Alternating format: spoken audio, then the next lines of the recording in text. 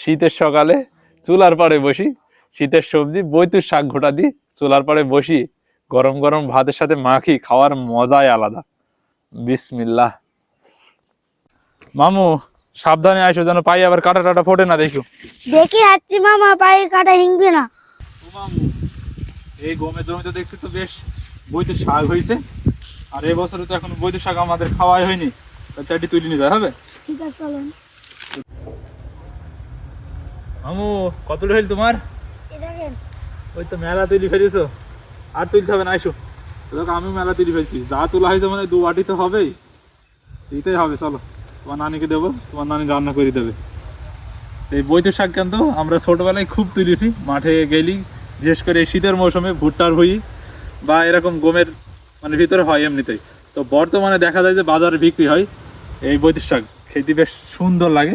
আর সেই সাথে এখন মনে হয় এটা কিন্তু চাষও হয়, আমি শিওর জানিনি, কিন্তু কিছু ভিডিওতে দেখি যে প্রচুর পরিমাণে শুধু এই বৈতুর শাক জমিতে থাকে, ওগুলো হয়তো চাষ করা কোনো পদ্ধতিতে এগুলো চাষ করেছে, কিন্তু এগুলা একদম ন্যাচারালি এই গমের ভিতরেই হয়েছে।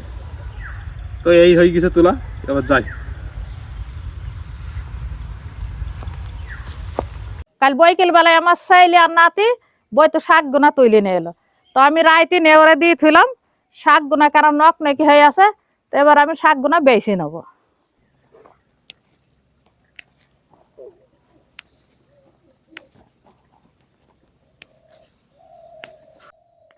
এই যে এইভাবে করে বেছে নিতে হবে, আগা কাটি কাটি শাক গুনা খুব জালি। শাক বেছে নেওয়া হয়ে গেছে, এবার ধুয়ে নেবো।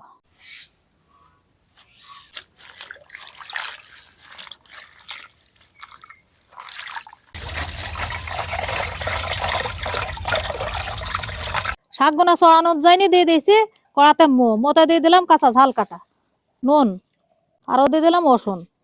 ফুটে গেছে, আবার শাক গুনা দিয়ে দিলাম।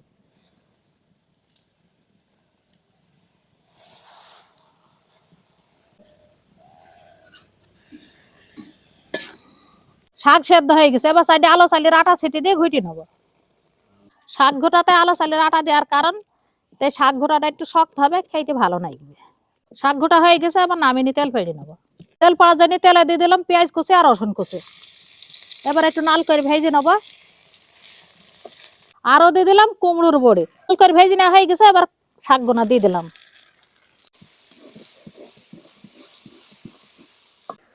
ওমা কি রান্না করলি? খিদি লেগিস, তাড়াতাড়ি খেতে দাও দিনি। এ দেখো বাপ, তুমি কাল সে বইতে শাক দিলে ইল্লা, হ্যাঁ সে শাক ঘুরছে। তো ঠিক আছে, তাহলে আমাকে ভাত বেড়ে দাও। আচ্ছা ঠিক আছে, তোমাকে ভাত দিই, দিয়ে একটা তোমাকে ডিম পোস্ট করে দিই। ঠিক আছে।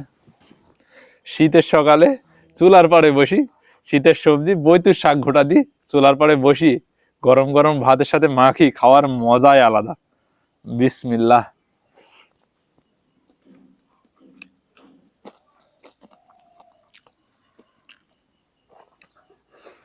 এ দেখো বাপ, ডিম পোস্ট হয়ে গেছে, দাও।